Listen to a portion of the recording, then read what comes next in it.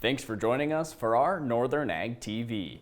Well, a big decision and big announcement came at the end of last week from the Department of the Interior as Secretary Doug Burgum, along with the Bureau of Land Management, issued a proposed notice decision rescinding a Biden administration 2022 approval allowing the American Prairie to graze bison on 7 federal allotments in Phillips County, Montana, covering over 63,000 acres. The BLM decision came from the conclusion that the American Prairie's bison herd was not being raised for economic production in the state, thus violating the Taylor Grazing Act.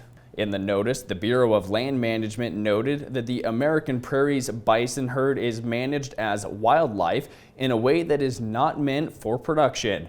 Back in November of 2022, the Montana Farm Bureau Federation, along with Phillips County Farm Bureau, were granted the right to intervene in 3 appeals, challenging the BLM's decision on allowing the American Prairie to graze bison on those allotments.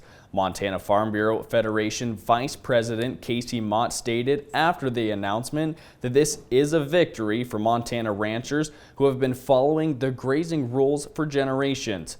Mott stated it was wrong for the American Prairie to come in and redefine public grazing. The Montana Stock Growers Association also commented on the matter after years of fighting alongside North and South Phillips County grazing districts, stating they are thrilled to restore grazing allotments back to their intended usage for production livestock grazing.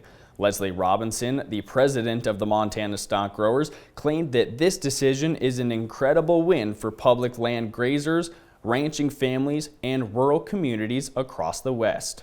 The proposed decision includes canceling permits currently authorizing bison grazing on the 7 Phillips County allotments and issuing cattle-only grazing permits for those areas.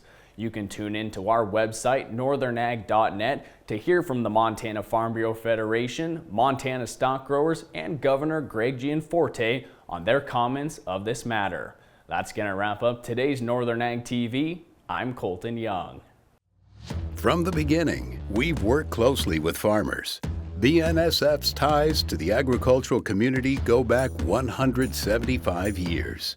Together, we've innovated to make the U.S. agriculture supply chain one of the most efficient and productive in the world. Our strong relationship powers BNSF still today and helps us move the nation like no one else can.